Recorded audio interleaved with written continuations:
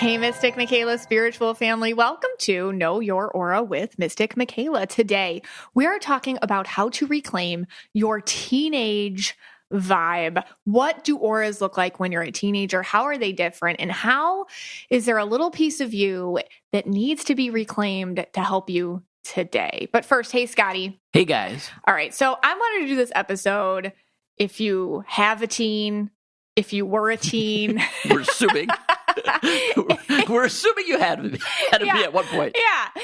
If you work with teens. Right. If you're parenting a teen, I wanted, because it's such a unique time of life that a lot of people can brush off. But honestly, so much formative growth and so much authenticity lives there. And I see it in the aura. So I'm looking at a little picture of you from your high school days. Oh, boy. There's blue, red, Scotty. And it's a lot more red. Is it a lot more red? Yeah. Okay. More red than blue. Yeah. So like looking at you as I didn't know you back then, but looking at you as a red, blue, or a teenager, you feel real amped up. Like your red is very powerful. It's very like fresh, full of energy. It's almost like you want to be challenged. Like give me the blowback. Give me the pushback. I want to argue. I want to fight that. I want to be in a position where I'm the only one saying the thing nobody else is saying. There's so much energy for that. Do you remember feeling that way? Yeah.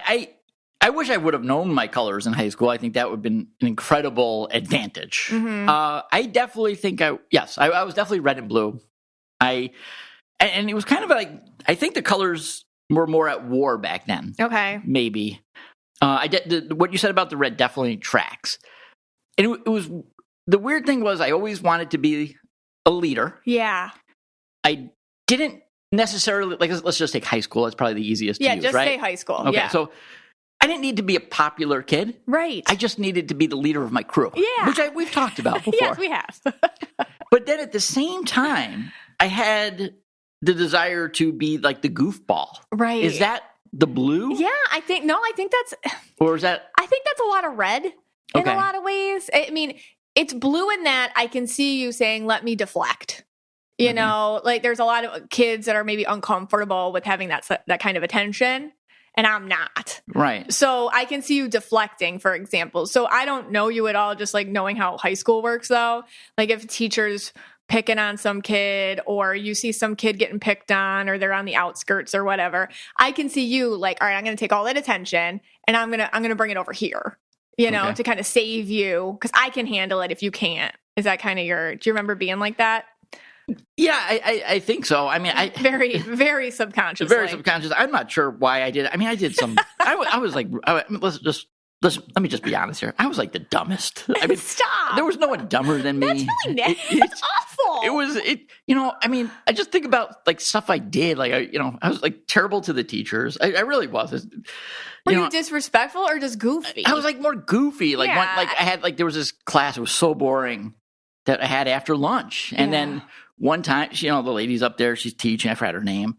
And, it's like dead quiet. I just take out a toothbrush and toothpaste. Right. And I start brushing my teeth. Okay. And the lady is like, the teacher, I should say the teacher, is like, what are you doing? Like, what? Right. I'm like, oh, I just had lunch and I didn't want to be late to your class. So I started brushing my teeth there. I needed to brush my teeth. Right. And of course, she kicked me out. Did she really? Yeah. She's like, get out, That's whatever. Funny.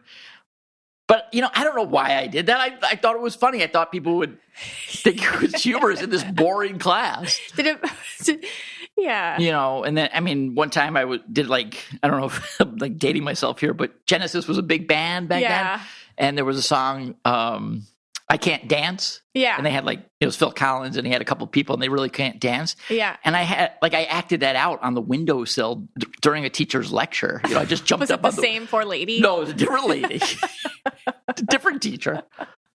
Did your parents get calls?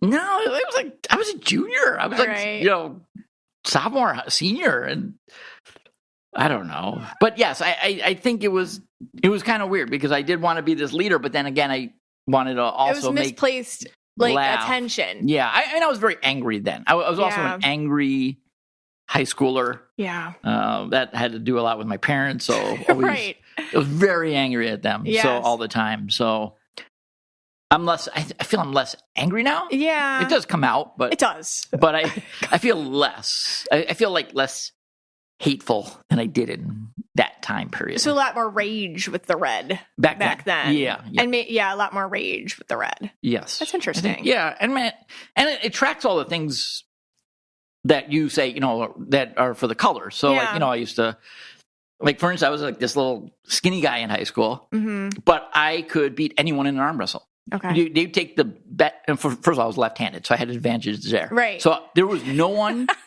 in my class that could beat me. And I'm talking about like the football guys too. Yeah. Could beat me in an arm wrestling left-handed. You want to arm wrestle? And all I did was, after school, instead of studying, all I did was I had some weights and I would just do curls. Right. And then I would do bench press and shoulder press. And that was it. I'd do That's like three very things. I'd do it every day until I couldn't do it anymore.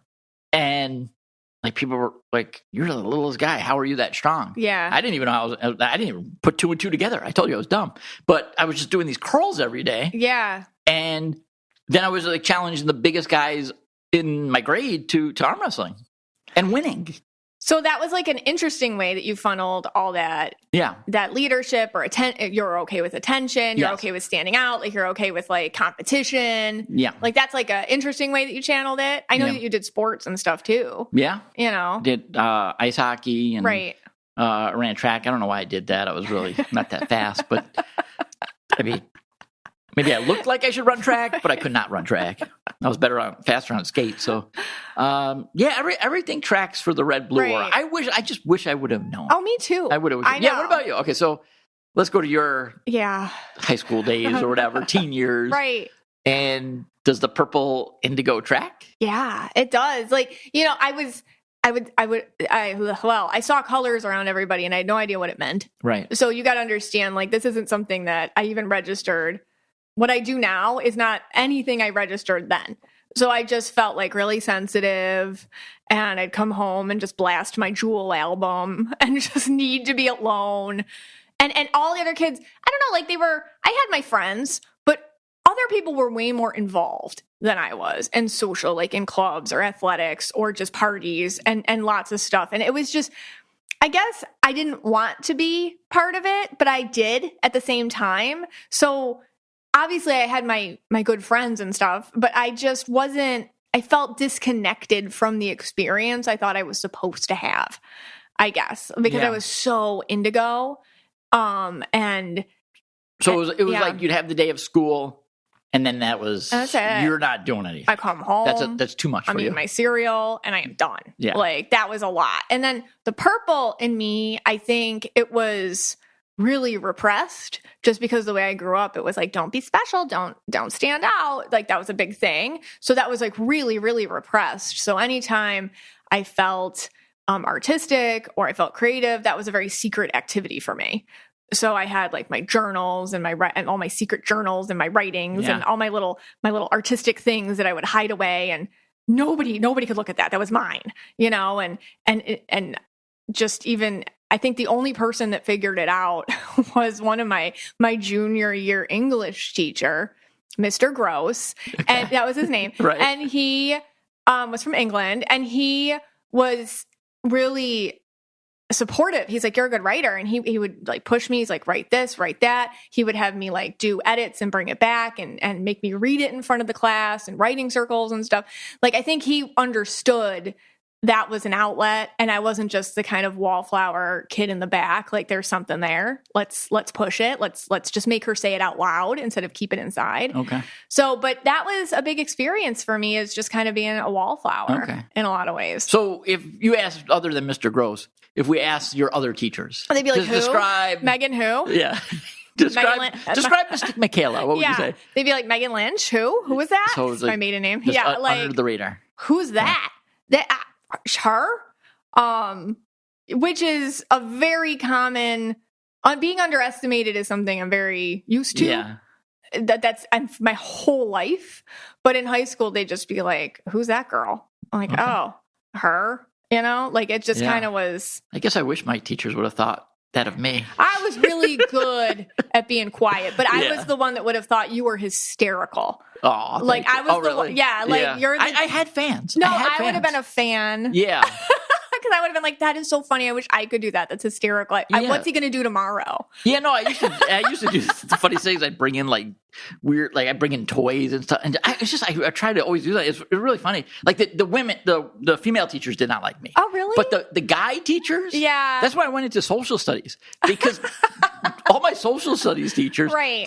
they loved it, and they would give it back to me. So like they'd kind of like give it back to me and make mock me or whatever, make fun of me. That's what I would have handled it as a teacher. Like if I was teaching a kid like you, I'd be like, oh, thank God he's brushing his teeth, guys. Oh, yeah. I mean, because that was somebody talked to him because he needed that intervention, and then you maybe would have chilled out about it later. I had like a couple teachers that they even Firestar's the last name. They called me Firestarter. They didn't even call me by my regular last name.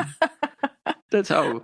So they were, But when we talk about reclaiming that energy or that time in our life, I think there's nuggets in there that I think like the depth of how I felt and rolling with that and reclaiming it is something worth revisiting. Okay. So you say all right, so I know you're going to get into it in a second, but so you started off by saying, it's all about me. We'll go back to that again, that my red was a little more fiery. Yeah. Maybe for causes or whatever. Mm-hmm. So is my red lost that a little bit now and I have to reclaim that? I think, and I'm going to talk about do I want to go back there? I think with reds in general, like you just realize that life really kicks you in the teeth. Yeah. And when you're a teenager, you know a lot about yourself, a lot more than you think you do. And you're in a very authentic space energetically, but life hasn't kicked you in the teeth yet. So just kind of like going back to that time and being like, wow, I was so feisty back then. And I wasn't thinking about what for or why or to what end. I just acted on it, and I think that is where I want everybody to kind of be today. Like, put yourself back in that mindset. It's hard because a lot of us can get triggered with, well, I was really vulnerable. Or like you said, I was so stupid. Like we have to be so careful about labeling ourselves. Even me, I'm like, oh, I was so shy. I was such a wallflower. I was so scared to stand out. It's like, let's go past our judgments of ourselves back then and be like, no, what was good about that? And because it's still there, and how can I awaken it for now? So the feistiness, okay. Why not? All right. Sounds good. Let's take a quick break. When we come back, you're going to talk about reclaiming your teenage aura. This episode of Know Your Aura is brought to you by Wild Grain. Wild Grain is the first bake from frozen subscription box for artisanal breads, pastries, and pastas. Wild Grain's boxes are fully customizable to your tastes and dietary restrictions. In addition to their classic variety box, they recently launched a new gluten-free box and a plant-based box that is 100% vegan.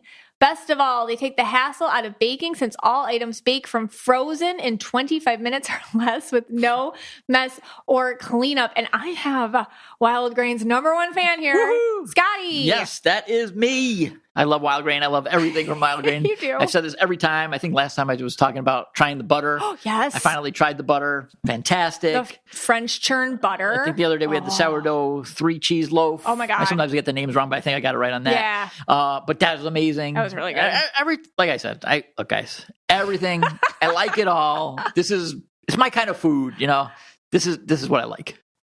You can't go wrong with Wild Grain. Also, it's super convenient. They deliver it right to you. And when I tell you 25 minutes or less, like straight from the freezer to the oven, 25 minutes, it is done. That's it.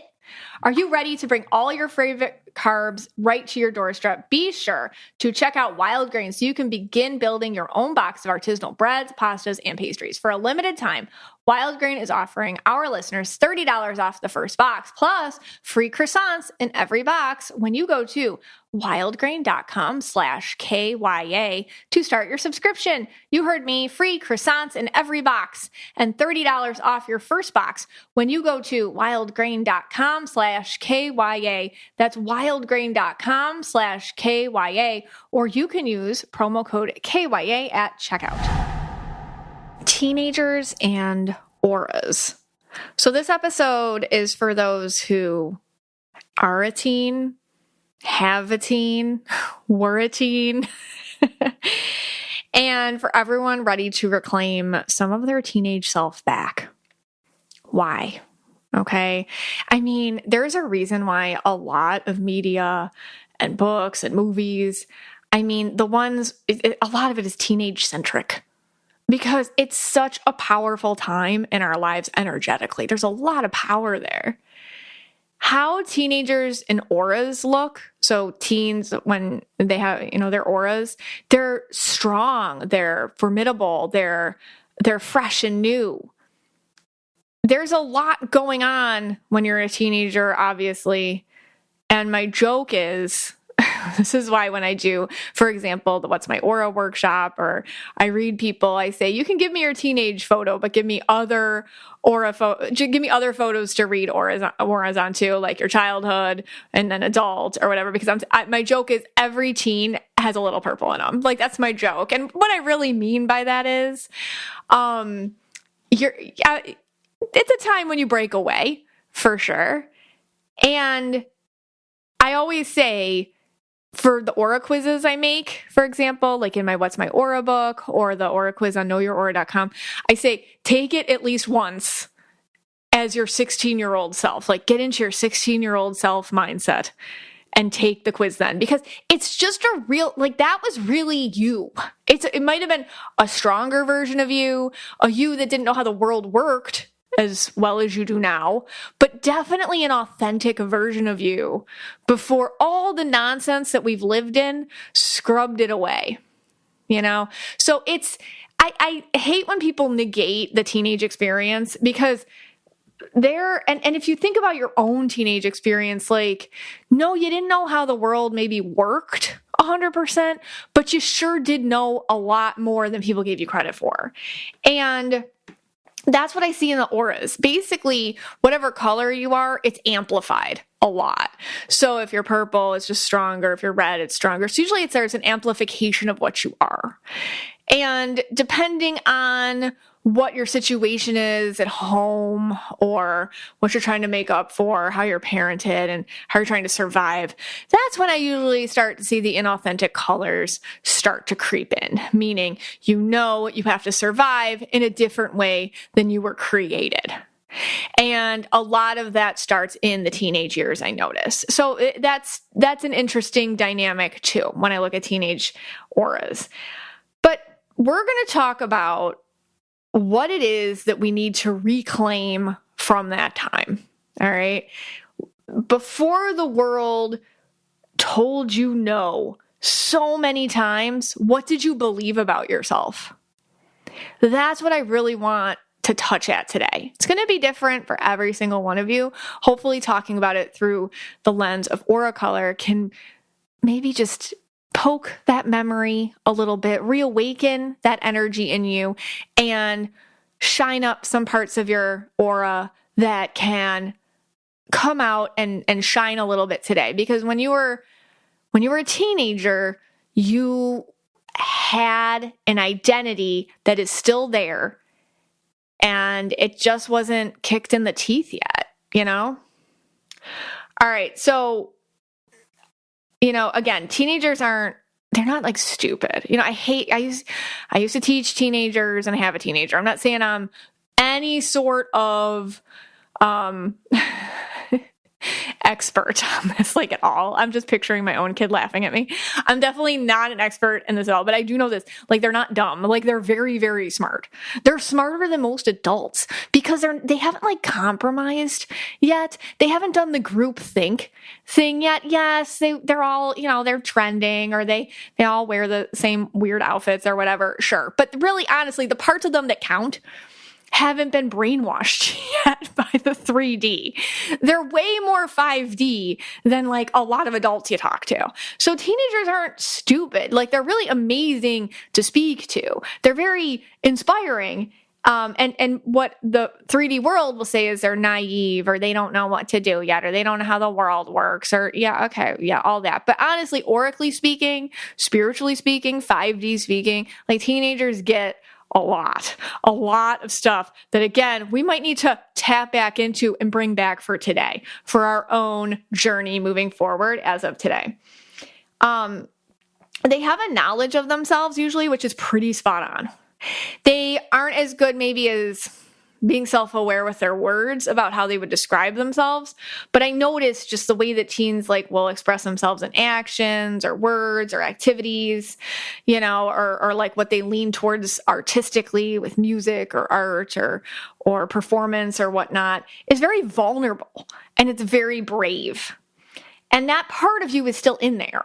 It gets shut down a lot. They know, I would say like your teenage self knows how the world should work without misunderstanding that it doesn't work that way. So it's like, I get it. I get that the world doesn't work this way, but I'm still thinking the way I think. And I would say the big thing that I want us to ask ourselves today is like, what do we need to get back from that time? Like what got buried? What's under a bunch of dirt that we can bring to the surface? So I'm going to talk about each aura color, and I'm going to talk about the aura attributes appearing in teenage years. So what kind of teens this could be. And then I'm going to give them the common angst, that could be kind of associated. What was your teenage angst? What's the red aura teenage angst? What's the blue aura teenage angst? All that.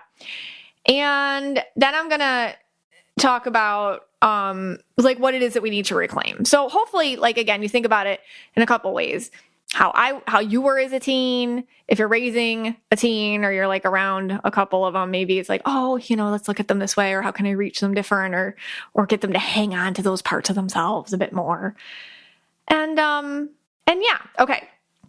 So let's start with red aura teenagers. Okay, so your reds they're athletic.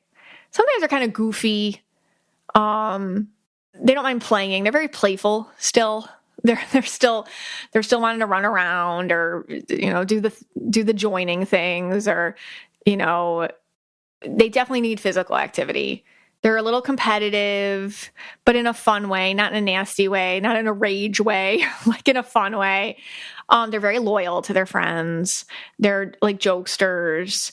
They're independent, but they're also protective. So like red aura teenagers are like, I'm going to drive because I can drive better than you, even though you're like a 45-year-old person, like that's how they are. Like, I know I'm 15, but guess what? I'm a better driver than you. So I'll just be doing this from now on. Like they just have this like confidence about them, which is cute. Sometimes it's an overconfidence, but whatever. Again, I think it's a part of ourselves that they don't have the imposter syndrome as much. And maybe we need to reclaim that. If you're red, it's like, oof, I could use some of that back when I go talk to my boss, or I go want to try something, or I need a little overconfidence back.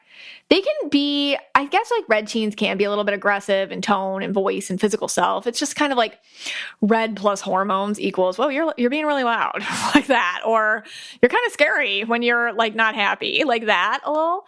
And I would say like their angst, the red aura angst is like, why is the world like this? Like when you're a red aura teenager, you're trying to look around, you're like, are we just cogs in the machine? What? No, I'm not going to do it. This is crazy. Like you see how it all works. And it's like this injustice. And you have a real need to call out the injustice, just like any red aura does. But these red aura teens, it's like, you guys, aren't you noticing this? Like they're the ones seeing it for the first time. Like, you guys, this is super unfair. Hey guys, like that. And yeah, so they can be little activists, which is always good. So what to reclaim? Let's say you're a red aura teen. What do you need to reclaim? And I would say you need to reclaim the confidence to stand in your truth, knowing that you can make a difference with your voice and your actions and your ability to stand out, and at times even stand alone. Instead of feeling that it's making no difference, you do it anyways. Not because it is or isn't going to have a change associated with it, simply because you can. And that's powerful enough. I'm going to do it. Even if I'm the only person that's doing it, I'll be the one that did it. Even if all you sheep aren't doing anything, guess what? I'll do it. I'll say it. I'll be it. And reclaiming that in yourself is really powerful. Let's talk about blue aura teenagers. So blue aura teenagers, yes, they're very sensitive. If you were a blue and you remember yourself as a blue, they're very motherly. They have really close friends. What I notice with like blue aura teenagers is they act like little grandmas and grandpas to each other. They're like, let's learn how to knit, We're having a craft night. I'm suddenly into tea. That's kind of like, how old are you? But they're so cute about it. They're very bonded to family. Very bonded. They love family. They like to kind of do all those homey things. They have a harder time kind of leaving the nest, I would say. They can be nervous. Okay, so the thing with blues is blue aura teens can be really nervous to make others upset. So sometimes they can hold back. So it's kind of like they won't speak up for what they want, or if they want to be rebellious, or if they want to make a change, or if they want to do something different. All the normal teenager stuff, they might hold back a little because they don't want to. I don't want, my parents to be upset with me, or grandpa to be disappointed with me, or my other friend to be mad at me because I'm more special today, or if this boy talks to me, then my best friend who has a crush on him, even though it's never going to happen between the two, is going to get mad at me, like that kind of thing. Like, so I would say they hold back, blue aura teenagers, in order not to make others upset. Their angst would be, I'm not good enough. I see that a lot with blue aura teenagers and blue aura people, obviously. It's just like, I don't know what their parameter of good is, but they don't look at other people and compare themselves to the other people around them. They just have this ideal of good, and they never quite get there. So they can really sit with that when they're teenagers. What to reclaim if you were a little blue aura teen, okay, ready? The things that you do, listen, they make a difference. You aren't a shoved aside no one, okay? So those thoughtful gestures you do, the kind words, your inclusive invitations to other people, it's not victimizing you, okay? It's liberating you. Where you put the kindness in life doesn't need to be returned from the same source. When you invest in the world around you, you reap it elsewhere when you need it most. I think as a blue, you're used to giving so much. At some point in your adulthood, you're like, screw that, nobody ever gives to me. You can get jaded. You can get a little victimized. You can get a little bit I'm not doing it anymore. Instead of kind of reclaiming a bit from when you were a little blue aura teen and just, hey, you want to come? Oh, you don't? Okay. Hey, you want to sit next to me? Okay. If you got a rejection, it was just shrug. All right, well, moving on. Because, when we're that age, we can kind of move on a little quicker than we can now. And we haven't had a lifehood of trauma to trigger us when somebody says something and we relate it back to other things that have happened. So it's kind of like those little nice things you do them because you want to, And when you do it because you want to, you just did it for yourself. And that's okay. I hope that makes sense. Yellow aura teenagers. Okay. Obviously they're perfectionists. Okay. Okay. Their hair is looking good. Their locker makes sense. Their room is great. They learned how to drive. They got 100 on the driver's ed exam. You don't know how. They just were good at it. All right. They're joiners. They're in all the clubs. They're usually the secretary or the president or the financial officer. They're somebody. They kind of can overdo it with fitting in, because they're constantly am I fitting in? Am I fitting in? Am I wearing the right thing? Am I doing that? So they're a little bit, they're so aware, again, because yellows can't miss a detail. So when you're a yellow or a teenager, you're very on top of how I fit in, how I don't fit in. You see everything. They're really good at not showing any weaknesses. Because, if you have some sort of feeling, it's a problem, and that's messy. I don't like to be messy. I'm yellow. They're very mature. They're very independent. They can bite off more than they can chew, and then they crash out. So that might have happened to you when you were a little yellow or a teenager. I would say with the angst of the yellow or a teenager is don't tell. It's kind of like purples. Don't tell me what to do. Yellow auras are like that too. Please don't tell me what to do. And guess what? I'm going to be so independent. You can't. So I notice with the yellow aura teens, it's I'm working full time. Guess what? Now you can't tell me how to spend my money. Now I bought my own car. Now, they're very go-getters. If you're going to try to micromanage me, I'm going to get to a place where I'm so independent, you can't. And that totally works for them.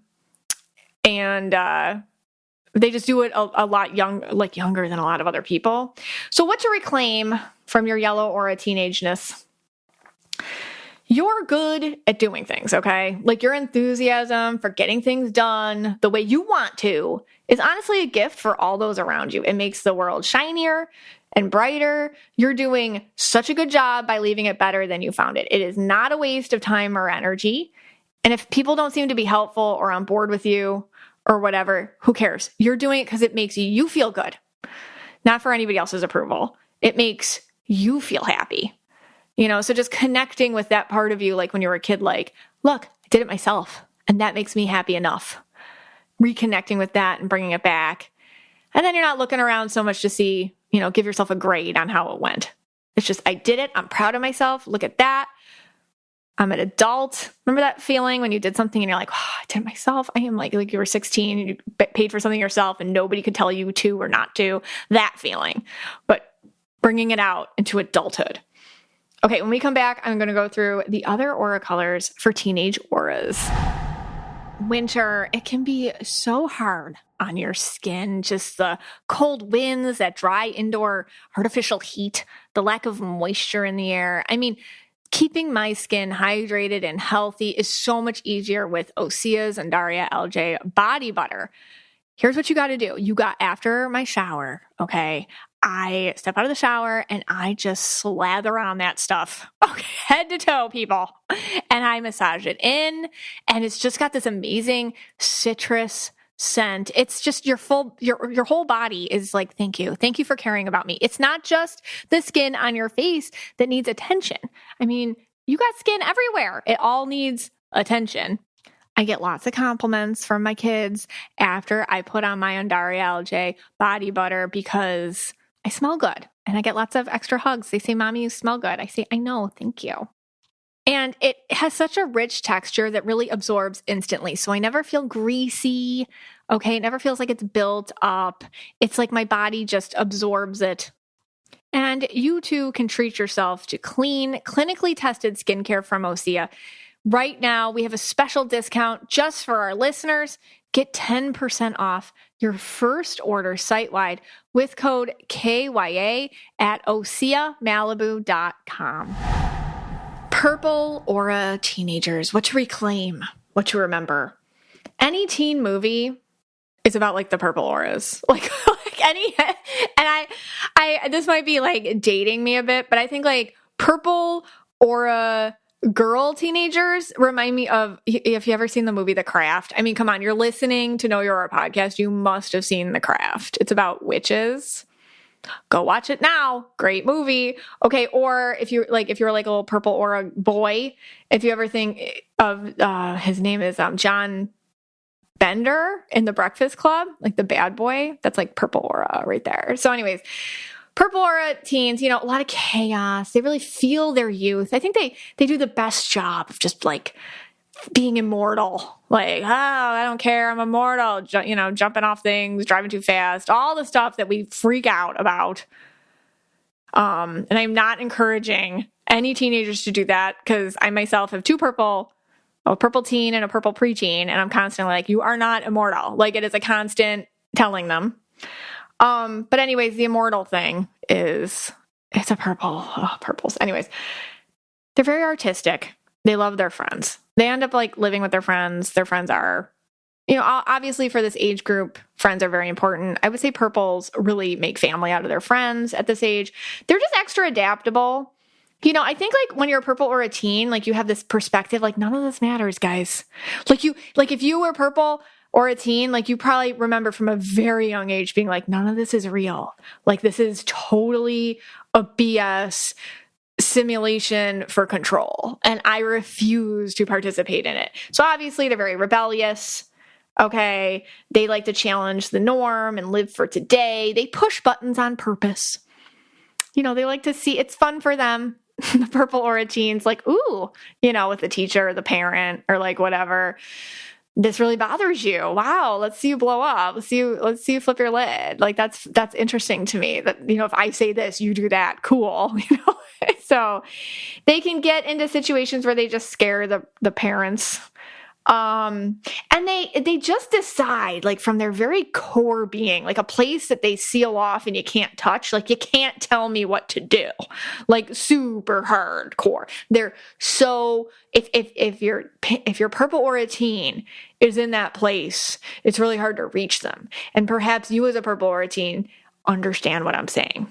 It's like, I said no, and now I will die on that hill. Like, if there is an apocalypse versus me going against what I just said, apocalypse any day of the week. Like, they won't. It's like, once you get them there, that's it. Their angst is, I can't fit in. It will kill me to fit in. I can't do this, especially when you're a teen and it's like college and where you want to go and what do you want to be when you grow up, and then we're going to do this and this is like, and fill out financial aids and make your resume and workforce, and like you hear that and you just start sweating. You're like, I can't do that. Like, nothing can be worth fitting in. I'll die if I fit in. I'm feeling it again. Sorry, I just like revisited that. So what to reclaim? What to reclaim from that time? I wrote down F this. I feel like if you're a little purple aura teen, like, you got to reclaim the F this vibe. If people don't get you, if people want to judge you or put you in a box, it just shows how limited they are. You are a free spirit. Okay? Like, you scare people. Why do you scare them? Because you're not afraid to fail. You are never afraid to start over, to build from the ground up and recreate everything around you. Burning it all to the ground terrifies the rest of them, but for you, it's where you thrive. And don't let them tell you that makes you less than. That's what you need to reclaim. You do your best in situations others crumble in, because you are adaptable and you never believed in this system in the first place. So I hope that inspires you. All right. Indigos, your little indigo teens. I mean, they're so sweet. Not a lot of friends, but really close friends. Homebodies, for sure. Okay. Little indigo teens, they're into the writing and the journaling and the poetry, probably like super secret under their bed. No, but don't read it. Usually they have like one best friend, and it's like sleepovers for days. Like, just usually indigos, like, I don't know, because they're teens, so they do need to be social. They'll latch onto one, and then they're just kind of like one person together, so it doesn't feel like you're with other people. I don't know. I know that makes sense to some of you. You tend to be like really loved by whoever you latched onto, like that family likes you too, and vice versa. Usually it's kind of like the families are involved and your friendship's really strong. You can be really overwhelmed when you're an indigo teen by seeing others kind of seemingly living more fully. Like, you're watching like the red aura athletes or the yellow aura joiners or the purple aura like artistic rebels. Okay. You're like watching all them and you're just like, oh, am I not doing it right? I kind of don't want to, but should I want to? Oh, like that. And so you can feel left out of the excitement, while at the same time not wanting to exactly be part of the excitement. So it's kind of like a wallflower vibe as a teen, and then wondering if you should feel that way or not. You're usually really into music. All right, so what's the angst? The angst is feelings others, interests of you is too much, so you avoid it. Meaning, like, when you're an indigo, because you can feel so many people's attention, you get really good at making sure it's deflected. So you don't have to feel them paying attention to you, which you can see right now all the problems that can cause later in life. Because as an indigo, you got to get over that. But what to reclaim? Okay, maybe your life purpose is life itself. Okay, the lessons, the analysis that you make, the beauty in the places you feel so deeply about. Perhaps while other people seem to chase titles or items or clout, you dive into the unseen realms of profound and layered emotion. Perhaps your life purpose is to sit there, the place where others get way too uncomfortable to be. And you can explain to them what they left behind, what they missed out on, and what they need to take a look at today. So think about that. Okay, green aura teenagers. Usually they're kind of loners. Usually green aura teens have a few friends that they're close to, but everybody has the same kind of common niche interest. So everybody kind of gets each other, but you're all kind of like loners together. Slightly on the outskirts of the social circles, but you also just totally don't either notice or care, or both. Like I said, very interested in some sort of focused activity, like gaming, horses, cars. Oh man, I mean like robotics, science, politics. I mean, there's something. And it's like your whole life. Like you just love that, and all your friends love that, and that's all you talk about, it's all you do. That's like very green. They really don't care about anything other than their niche interest and the people who also care about that. They're very independent, the greens, green aura teens, and they can have a hard time connecting with people who aren't exactly like them. And this is interesting, and I'm going to talk about this when I get to pinks, because I think pinks do this too, but I think green teens do this too. But with green teens, because they can focus so deeply on what they like, they can sometimes not emotionally mature in the ways other people can. Now, I have to separate this on gender, because I feel like women are forced to do that anyways when they're green, and boys not so much. That's just what I see. But I think it's a challenge for that energy color to emotionally mature, because it's easy to kind of block out the emotions. And when you block them out, you're not sitting in there and you're not letting them kind of like, develop, and you're not learning the coping skills sometimes for dealing with disappointment or this didn't work out or whatever. And you're just real good at shutting them out. And that can kind of start there. So I guess that's leading into this other thing, which would be like a whole other episode of green auras who have a hard time doing grown-up people things because they just can't handle grown-up people feelings when life isn't so great to you. Anyways, we'll come back to that perhaps if you're interested. So what is their angst? I would say the green aura teen angst is, I don't want to take the steps I need to take to get to the place I already know I want to be at. Does that make sense? If you're green, it might. It means that let's say I want to design games. All right, like first you got to go to this computer school, and then you got to, I don't want to do that. I just want to design the games. It's like, okay, well, no, there's steps. I don't want to do the steps. I want to design. Okay. They'd have a hard time, like with the scaffolding of the steps to get to the place that they already know they want to be at. Hence, I see a lot of greens who end up doing interesting things that they want to do. They probably threw themselves right into it. But, it's not always realistic or the case or possible. But usually when you are, and that is the thing to kind of reclaim in a way when you're a green aura, it's like, what did you want? And what did you want? Because you already had the great idea. The great idea is already yours. It's already there. Like you knew that from the get-go. When green aura teens know themselves real well, they know what they like the most right away. So what's the thing? Like, what is that? And how do we get doing that now? I wrote this for What to Reclaim. You don't have to be a robot in this life in order to get by. You can turn on your passion. You can remember what it is you love so much to do. You don't have to shut it out and shut all of it down so you forget, so you don't feel sad anymore, so that you don't risk disappointment. Make time for that passion and give priority to it no matter what. Let's talk about the turquoises. Turquoise teens. You got the two turquoise teen types from what I see in auras. They either are more self-aware or not. So the ones that I guess really own it feel very different and kind of like ostracized. Like they feel kind of weird or on the fringe or on the outside, and everyone treats them as such. Or you were turquoise this way, meaning you were avoiding anyone seeing the real you, so you just fit in and felt like totally like an imposter doing it. Because what you were doing was you were just showing everyone the mirror reflection of what they wanted to see instead. So it's kind of like the turquoise can go either way in the teenage aura situation. So let's say you were fully, the ostracized version, like the fully turquoise version. Like you're kind of more self-aware that you're not fitting in and you're not trying to either.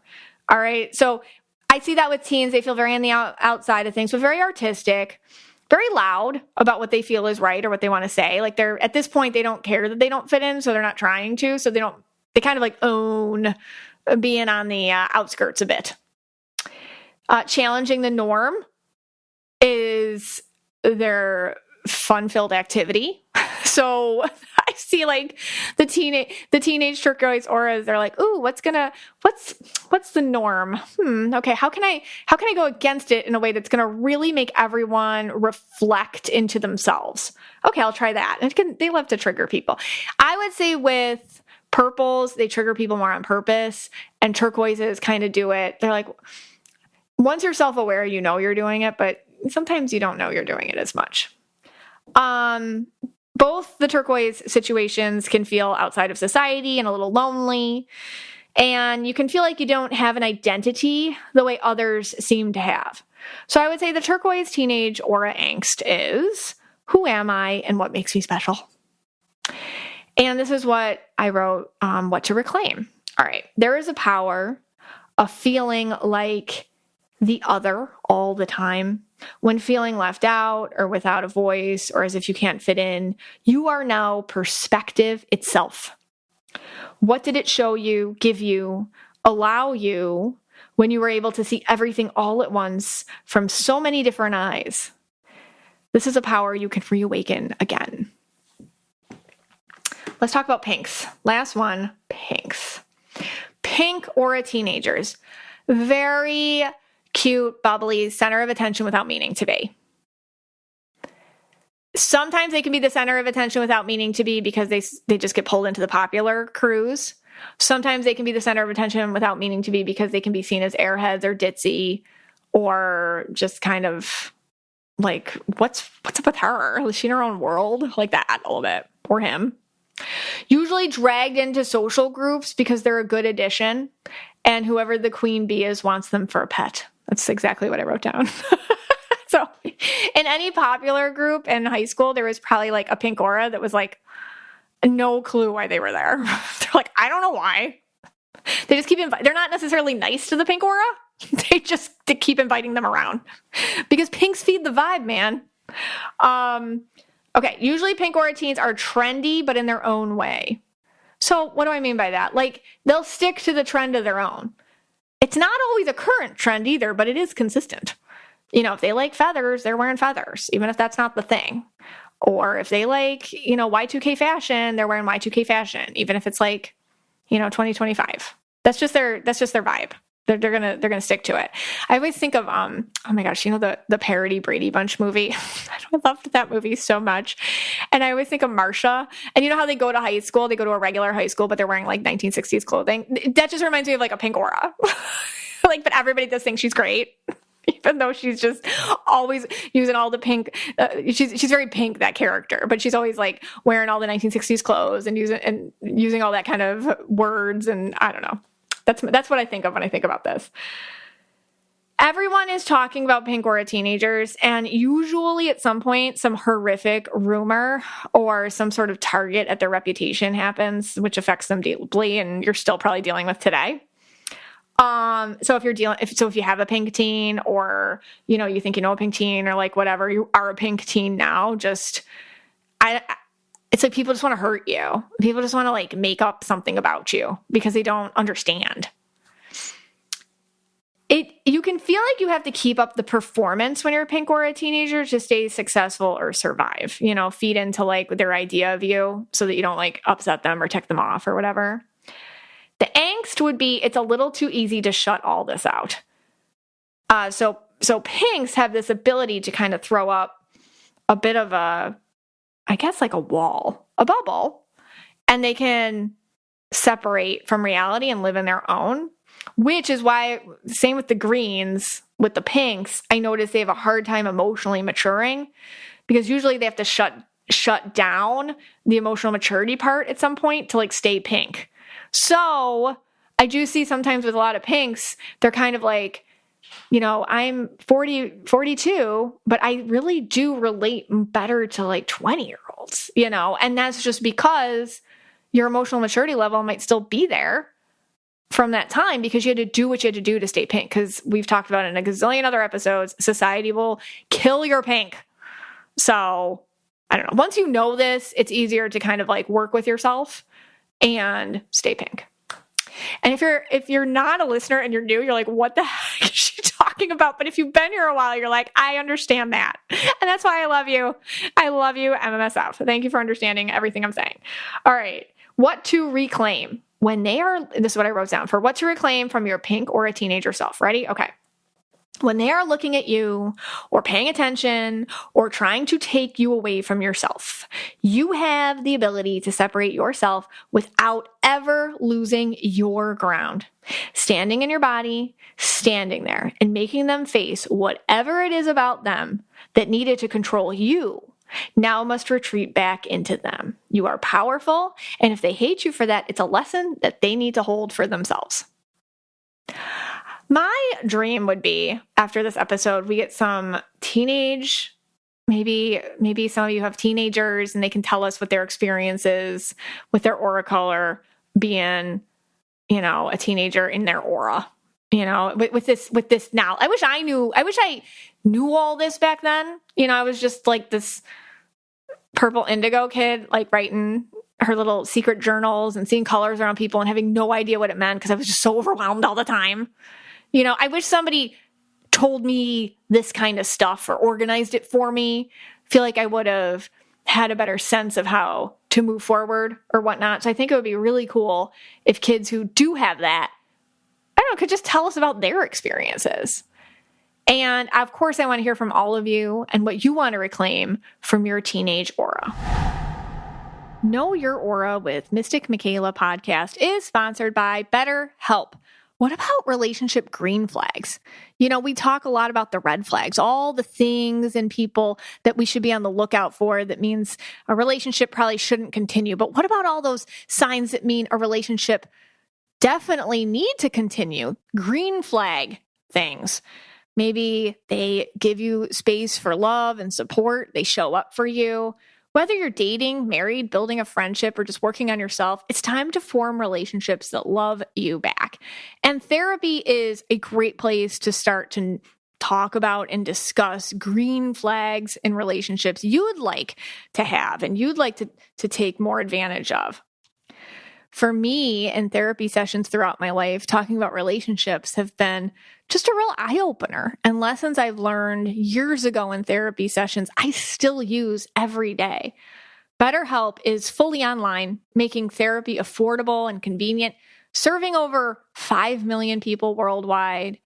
You can access a diverse network of more than 30,000 credentialed therapists with wide a range of specialties, and you can easily switch therapists anytime at no extra cost. So discover your relationship green flags with BetterHelp.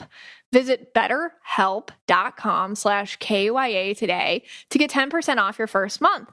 That's BetterHelp, HELP.com/KYA. Hey, Scotty. Hey, guys. All right. So obviously we talk about this stuff all the time. Auras and helping each other and whatnot. But we have a teenager. We have a red-purple teenager, Brie. And that, if you don't know, if you're new here, red-purple's quite the combo, let me tell you. Okay? Sure. I always say purple reds are like your army sergeant and your rock star living in the same body. It's a lot. It's hard to be purple red. You got, you're very powerful. So anyway, you think I do this podcast, you listen to me. No, I have a teenage daughter. So I say something. It's like, no, Mom. I don't think so, Mom. No, Dad. No. Okay. So, is that the Brie voice? Yeah, that's my Brie's voice. Okay. That's Brie's voice. Okay. So we try because, you and I are always like, oh, if we had only understood better our energy right at this time, we could have, maybe gotten so much further along or. Yeah. And this is perfect because I'm red. So I can imprint some red stuff. You're purple. You give her the purple angle. Yeah. Yeah. It makes perfect sense. Yeah. Right? We're like, we have it all figured out, right? This is going to be perfect. Well, we don't. So with Brie, she's real red. Yeah. And you can't tell a purple what to do, that's for sure. And you really can't tell a red what to do either. True. So that's what they have in common. So she's not into athletics or things like that. So she needed a place with her red. Yeah. She really has been needing this place because red need to feel in control. They need to feel like they're kind of a director in their own world or whatever. And they need an outlet for this creative flow, especially when you're purple too. Yeah. No, and I started with the athletics. Yeah. That's what I knew. I did a lot of athletics as a kid, as we talked about earlier. I started her when she was really young on basketball. She was a little taller for her age. And that was a disaster. I blocked that out. I tried to teach her some ice skating. It didn't go so well. We ran for a while. Right? We were doing running, track. Yes. She wasn't really into that. Yeah. Throwing a ball was a little bit tough, even Frisbee. But and then I thought, And then I thought, well, I used to work out. I did my 3 weights, my 3 activities. I figured I'd take her to the gym. You were like, Bree, you want to weight lift? You want to win all the arm wrestling championships like your old man? No, Dad, thanks. I thought she'd jump at the chance to go, do some weights with me at the gym. My workout buddy? Yeah. I got a lot of friends there. I was telling everyone, hey, man, I'm going to try to bring my daughter. They were like, yeah, good idea. Start them young. But that didn't work out either. She was like, didn't want to do it. And then there's also this. So then I'll fast forward a little bit. And, she wants a little extra money. Yeah. All the time, all teenagers want your money. That's all. That's what they want. That's what they want. They want your money. I get it. If they had your wallet, they'd be happy. And so, I'm thinking, all right, how are you going to make money? Yeah. Let's think of side things to do. That to me, that's the easiest. Why reinvent the wheel? Let's just think of a few ideas and come up with stuff. But I come up with these ideas, simple ideas, and just every time I'd get you shut down. Yeah, just shut. You could do the Brie voice if you want here. Yeah, but just it would shut me down every single time, and then we'd fight about it. I get mad, she'd get mad. Yeah, you're in the middle. Oh my god. So then one day I'm like, you know what? I am not coming up with any more ideas. Yeah, you're gonna have to come to me if you want my help, because I am never going to come to you with an idea like that again. And she's like, thank you. And she was like, thank you. And she was happy. And I'm like, okay.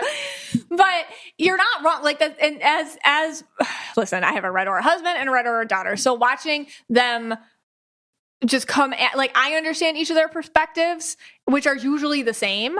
Just it's hard to watch. So anyway, so the big thing with a red aura, any age, is you have to make everything seem like their idea. And so I was like, hey, why don't you do Poshmark? Right. This is not an ad. All right. I was like, Poshmark's like an app on your phone for reselling clothes and stuff. So I was like, okay, why don't you do Poshmark? And she was like, took to that immediately. Because I think that really hit the red and kind of, oh my gosh, I can make my own money, an entrepreneur, and it's like my own shop or whatever. And then the purple was really creative because she liked to put stuff out and, style it and stuff and whatnot. The problem with Poshmark is, and maybe we're just doing it wrong. Okay. Yeah. If you make $1 or $2 on a sale, that's the best day ever. Okay. Right. You probably have to have crazy amounts of volume to make. She's just doing it from her closet. Yeah. So then we get you and you're just kind of poo-pooing it. You're like, oh, this isn't even worth the gas to the post office. Because you guys brought me into it, for shipping and getting it out. No, it's just if we dare to use even a piece of tape, you're like, take 5 cents off your profits. Or if we use an envelope, you're like, that envelope was 50 cents. So now you only made 87 cents. And we're like, okay. Yeah. We're excited. Well, that's the thing. You guys were making. She was making. Yeah, she was making, right. I'm her cheerleader. She started it, I believe, in July. And I asked, she made $49 in 6-7 months. That's pretty good. What? I think that's good. For 15. I was trying to come up with ideas, and then she was getting mad at me again, how to increase Poshmark sales. I was looking into it. It's a little bit tricky because their shipping policies annoying. Well, your ideas are here's my shirt from 20 years ago. Sell that. No. And she's like, I don't want to sell your dad's shirts on my Poshmark. No. I was trying to come up with That's true. I did that. I actually had her try to sell one of the hammy shirts that I had. Yeah. But that didn't go. But anyway, I was going to try to something with bulk ordering, but it didn't. It just didn't work. Yeah. But anyway, all right. So fast forward to we needed a place to put this red. Right. So week ago, this is Scott. He's on, this is what he does. He's on the computer and Scotty here loves stocks because that's another place his red aura hangs out. Yeah. And Scott was just talking to himself like he does. S&P. And I'm like, he doesn't know he's talking to himself. And then I hear him say something like, Bree would be good at this. Bree should do this. She'd probably be better at it than I am. Like, I wish I had somebody teach me about stocks when I was this age. You got a little like victim about it or something. A little victim blue. A little bit. Well, she's really good at math. Yeah, she's very good at math. Because I trade options, and there's a lot of math and percentages and picking the right option. So I think she'd actually be better at it. She's going to be better at it one day than I am. And that's what you mumbled. Yeah. So I said, Scott, you should tell her. And you're like, nope, I'm never telling her one thing again. Never going to happen. Never opening my mouth. So I told her later. I said, you should have Dad teach you about stocks. Like, you think Poshmark money is something, maybe if you learned a little bit how to work with stocks, you could make money that way. And Dad could, he's a great teacher and he knows how to do it in a safe way. So like, you should talk to him about it. Yeah. And then she did. Yeah. One day I was just sitting having my coffee. She comes downstairs and says, Dad, what's a stock? Yeah. I'm like, there must have been like, I don't know what my aura did, but it must have like lit up. And she's like, can you teach me about stocks and how to do I literally had an account open and figured it all out. Right. I got a Robinhood account. Never had that one before, but I think it's a good beginner account. Right. And I had everything ready to go. Right. Like within the hour, yeah. she was ready to be trading. And I'll tell you, you had your first class. Yep, we had a class. Yep. You Stock went 101 up class. into the office. You guys, it was like, like 45 minutes long, I would say. And I heard her listening. She was actively listening, asking questions. Yeah. Like, it was like she was interested. Yeah. Which, I don't know if you guys are like parents. This was like parenting for the win. And we were like, we did it. Now, we can't tell her that we did it, right? Shh. Nobody tell. No, nobody tell. I mean, because then her purple might be like, they're too happy. Yeah. And it's funny because, I bought my first stock. I think I was like 22. Mm-hmm. I took my leftover student loan money, the extra where people used to buy usually beer, but I was allergic to beer, so I couldn't buy beer. Yeah. And I just bought Microsoft, and that was the first stock I bought. And, then we had the money in the account on Monday, and I'm saying, well, what stock do you want to buy? What's your first one you want to buy? Yeah. And it was very hard for me. Here's where my red came in, because I wanted to pick the one. I really I saw a perfect stock for her. Yeah. But I knew it was going to get a nice profit on it. Yeah. And it took we actually had a fight over that. Well, I said you can't help her like that. Yeah, no, and you're That's right. Because I was like, I pinned her down. I'm like, come on, we got to get this one now. Yeah. And she just had gotten home from school. She was tired. And she's like, Dad, I don't want to do it now. And of course, I got annoyed with it. But yes, thankfully, we did not buy that because that would be me doing it. They're just doing it for her. And That's then, not how that works. Yeah. Right. And then later that night, she came and said, Dad, what about Netflix? Right. And I said, okay, that's fine. Yeah, it's got to come from her. Yeah. And we bought. Red. We bought her first. She bought her first stock. She put everything in. I said, I'm never going to touch the buttons for you. I'll show you how to do it. I'll look at it for you. But you got to put in the sell. You got to put in the thing. You got to do everything, the order. And she did. And then it's great. Like, she should be right now she's in school. Yeah. Actually, during this podcast taping, I get the text, Daddy. I'm like, yes, honey. She's like, I want to sell Netflix now. Like, I don't know what class she's in right now. She's probably in like chemistry or something. Definitely in something else. But that was totally me in college where I was in middle of class trading stocks. I remember being in British history class and just trading. But, she's like, all right. I'm like, well, if you could figure it out on the app, how to sell it, then you can do it. Yeah. And she showed me the thing. She took a screenshot. She got it right. She pressed the button. She sold it, and she made her first profit. That's awesome. And I'm just the happiest person in the world. I know. Like, you're so like, it's like it was such a win. Yeah. Yeah. And it's not like a ton of money because she's just starting. No, we're just percentage wise. We're just looking at percent right now. Yeah. So you're percent teaching gain. her like it's percent gain and Thank you, Netflix, for going up. Yeah, isn't that great? But you were ready to teach her about going down too. Yeah, everything. And everything. Oh, yeah. So I think she is the bug, and I think we finally found her red aura outlet. Yeah. So that part was good. Yeah. I don't know. If we can do it, you can do it. Yeah, it's pretty cool. If anyone else wants to take my Stock 101 class, I offer it Tuesday nights. No, just kidding. I'm just kidding. Your Stock 101 class is like, you say. That's how it starts. This is what you do. And then there's always like a little bit of like, hey, but she red rant. Yeah, she does. But she knows what stay rich. I didn't know what the S&P 500 was when I was in high school. Yeah. She knows that now. Yeah, she knows what a limit order is. I don't know any of that market stuff. order. Yeah, it's great. That's great. All right. So I think Well, that's fantastic. I think we need to pull a card from the deck. Pull a card. We're real positive right now. Let's do that. All right. So I have the Angel Numbers deck.